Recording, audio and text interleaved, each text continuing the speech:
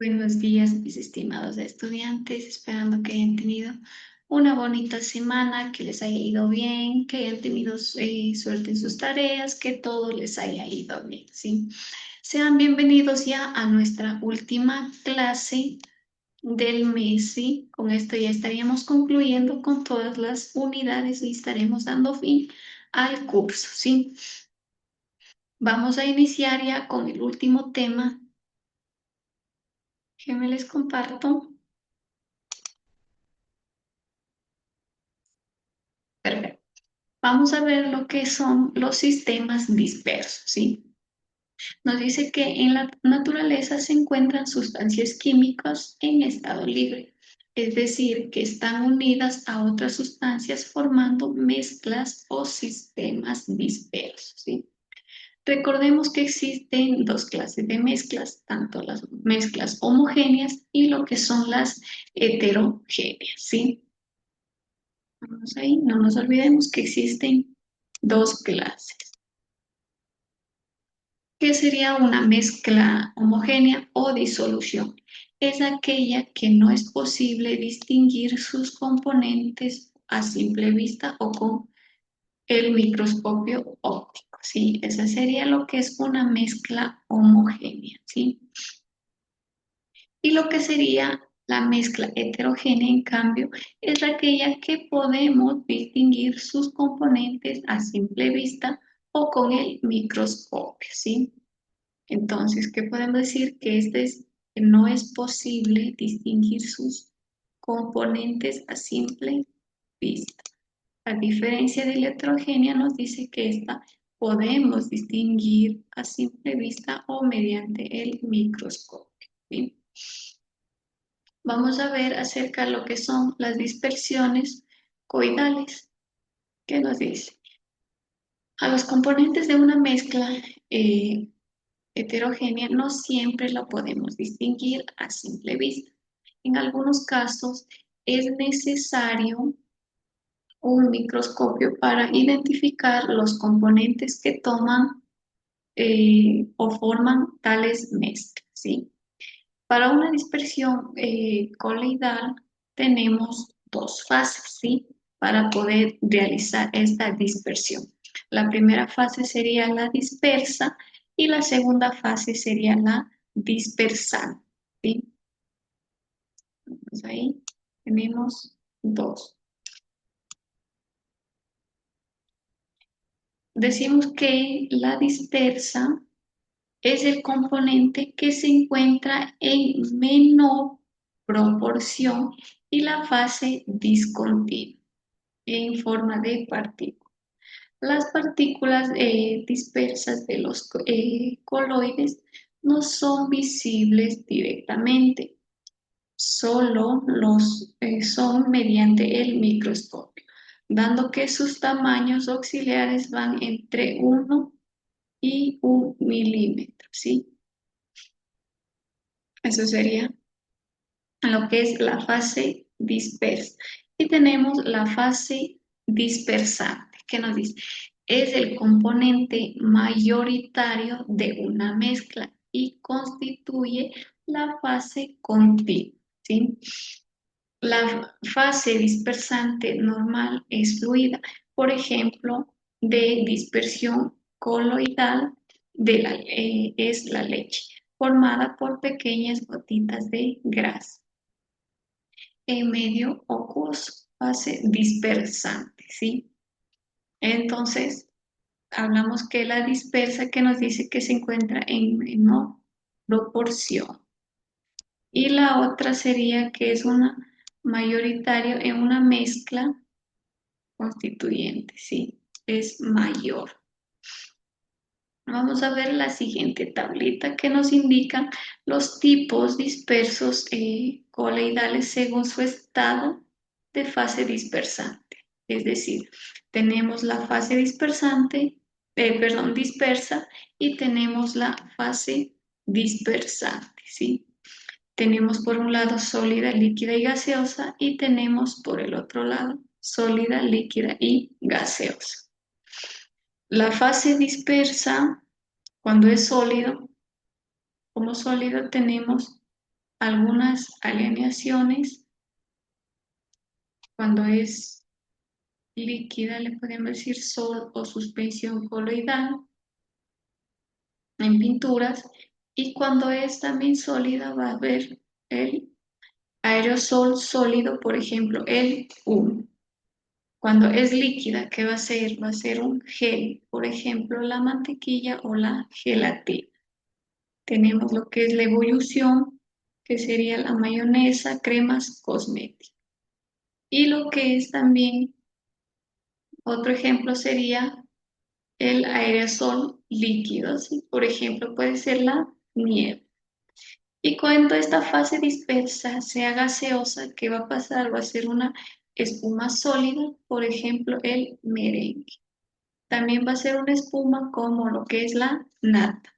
Esto sería en la fase dispersa. Ahora, cuando la fase es dispersante en lo sólido, cuando es sólido, obviamente también son algunas alineaciones, también va a ser el gel y también va a ser la espuma sólida, ¿sí? Ahora, cuando es líquida, ¿qué nos dice? Tenemos el sol o suspensión coloidal, como son las pinturas, tenemos la ebullición y tenemos la espuma. ¿Y qué pasa cuando es líquida? Tenemos el aerosol líquido, como el humo, el aerosol líquido, que es la neblina, ¿sí? Esto sería una tabla que muestra los distintos tipos de dispersiones coloidales, ¿sí? Una característica de las dispersiones coloidales es dispersa de la luz, por lo que las partículas dispersas son visibles, ¿sí? Cuando el coloide es atravesado por un haz luminoso.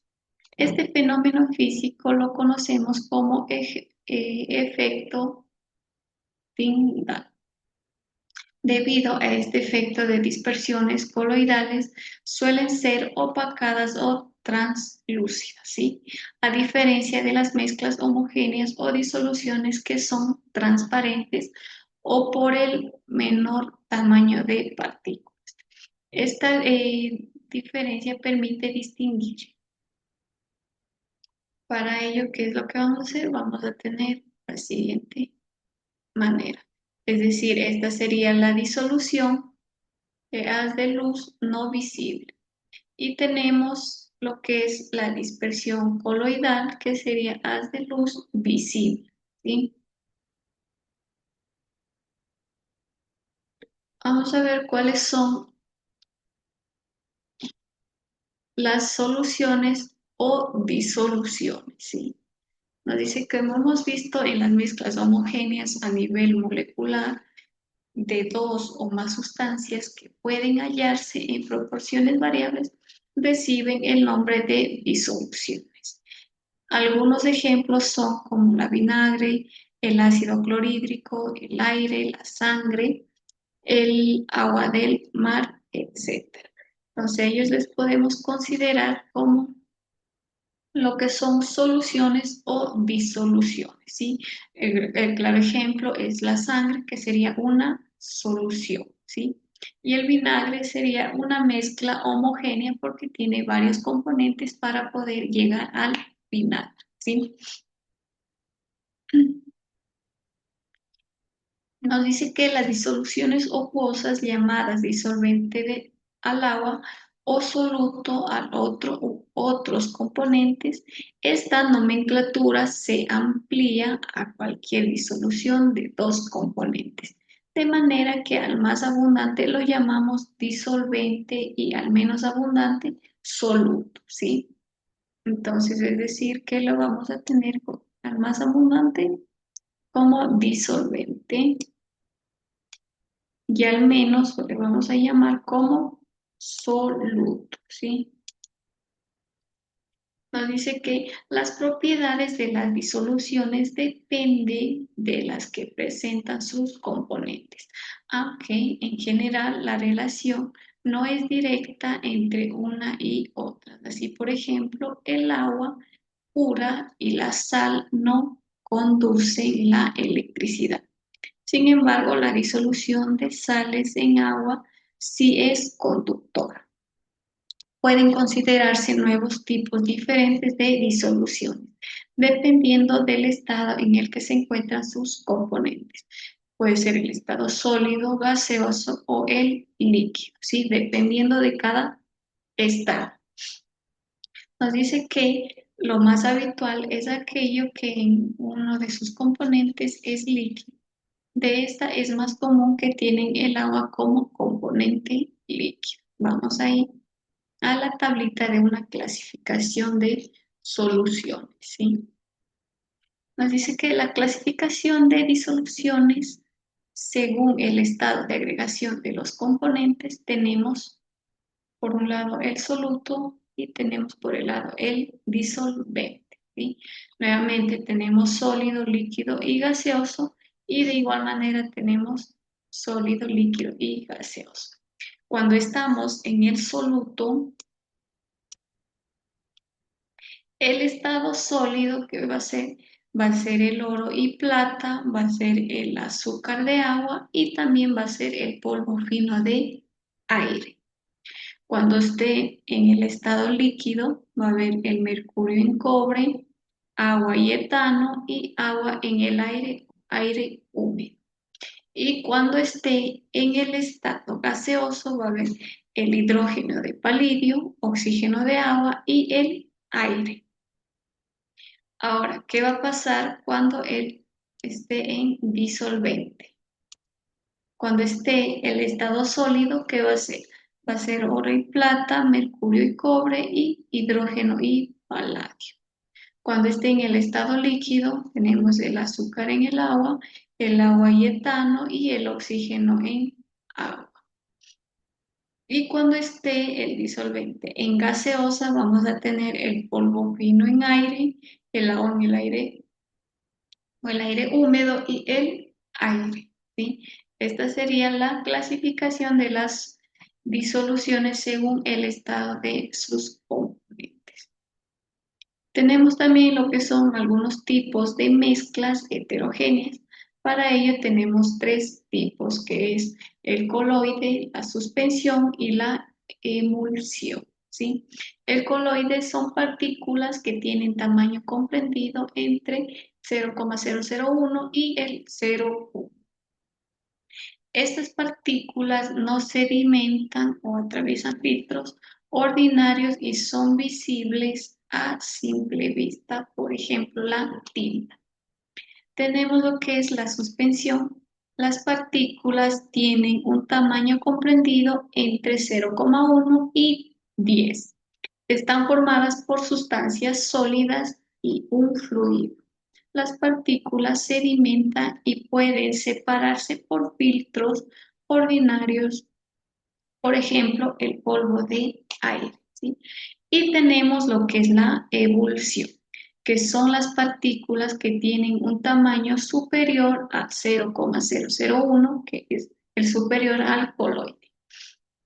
Están formadas por dos líquidos inmiscibles, uno de los cuales está dividido en pequeñísimas gotas dispersas en el otro. Con el tiempo suelen separarse en fases diferentes. Por ejemplo, puede ser el agua y el aceite, estos que por más que uno se agita, no se van a mezclar, ¿sí? Nos dice que según la proporción del soluto y el disolvente, las disoluciones pueden ser de tres maneras, que son las diluidas, las concentradas y lo que son las saturadas. Tenemos las diluidas, que si la cantidad del soluto en relación con la del disolvente es muy pequeña. Las concentradas nos dice que si la cantidad del soluto es elevado respecto a la del disolvente.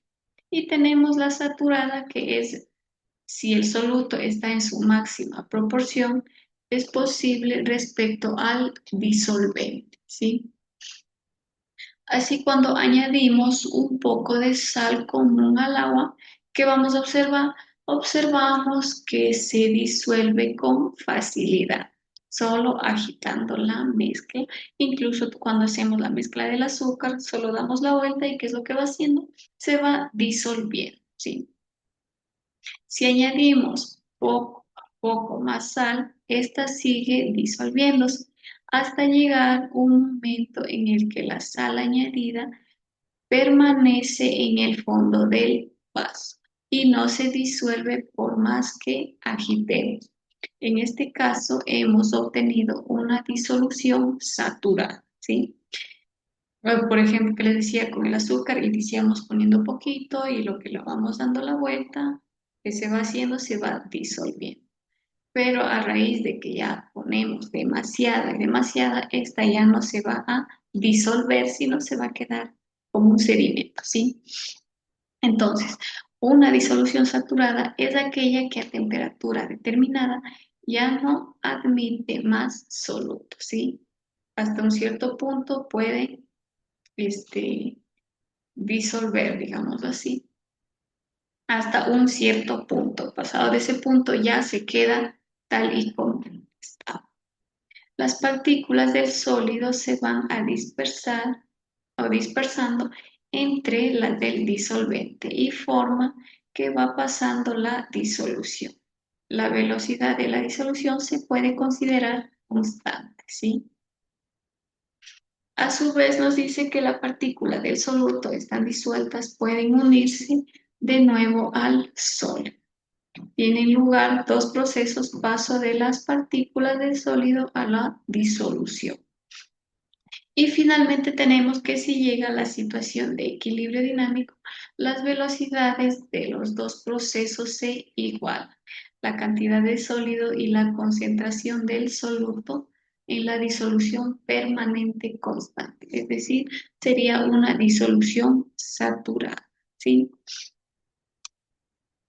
Esta ha sido todo, mis estimados, la clase de esta semana, ¿sí? Con esto estaríamos dando fin ya a las unidades y con esto sería nuestra última clase, ¿sí? Cuídense mucho, les deseo suerte, que todo les vaya bien en sus exámenes.